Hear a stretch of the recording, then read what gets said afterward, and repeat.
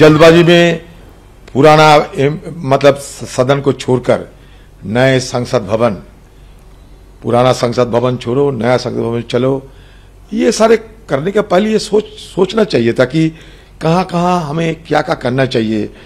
और इसके चलते इन लोगों की जल्दबाजी के चलते आज इस घटना इस तरीके के अंजाम होने में सफल हुई है, नहीं तो ये नहीं घटना नहीं घटने वाले थे।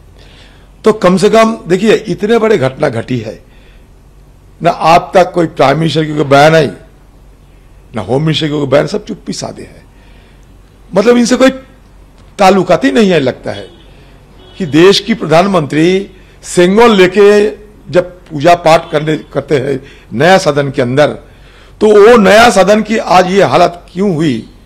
कम से कम दुख या शंका तो जताना चाहिए था ना, एक देश की प्रधानमंत्री होने के नाते और ये सदन की नेता होने के नाते, दोनों की तरफ से भारत हिंदुस्तान के प्रधानमंत्री को शंका प्रकाश करना चाहिए था, दुख जताना चाहिए था, और क्या क्या कदम उठाना जरूरी इस विषय पे उनकी तरफ से कोई बयान आना चाहिए थे। ये बड़ा तजुब लगता है कि प्रधानमंत्री के साथ हिंदुस्तान की और भारतवर्ष की हमारा जो ऑगस्ट हाउस है पार्लियामेंट, कोई लेना देना ही नहीं है। সংসদে স্মোক ক্যান নিয়ে তাণ্ডব, আর সেই তাণ্ডবের ঘটনায় সাসপেন্ড সংসদে নিরাপত্তার দায়িত্বে থাকা 7 নিরাপত্তা আধিকারিক। সংসদের 7 নিরাপত্তা আধিকারিককে সাসপেন্ড করলো লোকসভার সচিবালয়। স্বরাষ্ট্র মন্ত্রকের নির্দেশে আপনারা জানেন তদন্ত কমিটি গঠন হয়, নেতৃত্বে সিআরপিএফ এর ডিজি আনিশ দয়াল সিং। কিন্তু এই মুহূর্তের যে খবর রয়েছে লোকসভার সচিবালয় তারা 7 নিরাপত্তা আধিকারিককে সাসপেন্ড করলো। কথা বলবো, আমাদের সঙ্গে রয়েছেন আমাদের প্রতিনিধি বিজেন্দ্র সিংহ। বিজেন্দ্র, বিস্তারিত জানাও। দেখো পাপি, যারা ওই স্বর্গদ্বারে ছিলেন যেখান থেকে ভিজিটরদের এন্ট্রি হয়, সেখানে লাস্ট চেকিংটা হয় যেখানে কি কি নিয়ে যাচ্ছেন একজন ভিজিটর গ্যালারিতে, সেটা চেকিং করা হয়।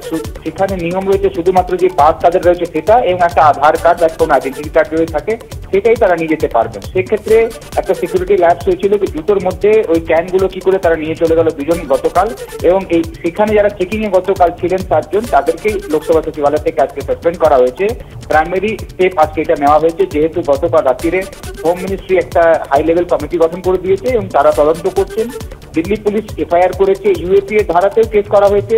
4 জনকে গতকাল অ্যারেস্ট করা হয়েছিল, পরে আরো জনকে অ্যারেস্ট করা হয়। একজন এখনো পলাতক রয়েছে, তাকে তার দিল্লি পুলিশ খুঁজছে, যার কাছে 2 জন যারা লোকসভায় গেছিল তাদের মোবাইল ফোন রয়েছে। তাকে এখনো ললিত ঝাকে খুঁজে পায়নি পুলিশ, তার তল্লাশি চলছে। তবে খুবই সিরিয়াসলি সরকারের তরফ থেকে এটা নেওয়া হচ্ছে, যার প্রথম পদক্ষেপ আজকে হলো এই 7 জনকে সাসপেন্ড করা হয়েছে। মকরদুয়ার থেকে কাউকে যেতে দেওয়া হচ্ছে না, শুধুমাত্র সাংসদরা সেখানে যাচ্ছেন, এবং অন্য যে গেটগুলো রয়েছে সেখান থেকে যারা নর্মাল ব্যক্তি যারা লোকসভাতে কাজ করেন তারাও যখন আসছেন আজকে খুবই স্ট্রিক্ট চেকিং হচ্ছে, এমনকি সবাইকে জুতো খুলে চেক করানো হচ্ছে গেটের কাছে। এটা আজকে স্টেপ নেওয়া হয়েছে। এবং অন্যদিকে অমিত শাহ খুব সম্ভবত একটা স্টেটমেন্ট আজকে লোকসভায় দিতে পারেন, কেন কি কিছুক্ষণ আগে প্রধানমন্ত্রী নরেন্দ্র মোদী, স্বরাষ্ট্রমন্ত্রী অমিত শাহ, জেপি নাড্ডা, প্রহ্লাদ যোশী এবং অনুরাগ ঠাকুরের একটা মিটিং হচ্ছে। সেখানে নেক্সট স্টেপগুলো যেভাবে বিরোধীরা গতকাল থেকে আক্রমণ করছেন কি স্বরাষ্ট্রমন্ত্রীকে জবাব দিতে হবে, এটা বড় একটা সিকিউরিটি ব্রিচ হয়েছে। সেক্ষেত্রে অফিসিয়ালি এখনো গভর্নমেন্টের স্টেটমেন্ট আসেনি। মনে করা হচ্ছে যে আজকে হয়তো একটা প্রাইমারি স্টেটমেন্ট অমিত শাহ লোকসভা বা রাজ্যসভায় দিতে পারে। একদমই বিজেন্দ্র, আজকে অবশ্যই নজর থাকবে সেদিকে যে লোকসভায় কি হয়। কিন্তু গতকালকের যে ঘটনা ঘটেছে যে ধৃত 5 জনের বিরুদ্ধে ইউএপিএ ধারায় মামলা দায়ের করেছে দিল্লি পুলিশ, কিন্তু গতকাল সংসদে হামলার 22 বছর পূর্তির দিনেই লোকসভায় স্মোক ক্যান নিয়ে তাণ্ডব চলে, সেই মুহূর্তের ছবি আপনারা দেখতে পাচ্ছেন। সড়ম্বরে নতুন সংসদ ভবন উদ্বোধন হলো, আর তার 6 মাসের মধ্যে একেবারে বেআব্রু হয়ে গেল পার্লামেন্টের নিরাপত্তা।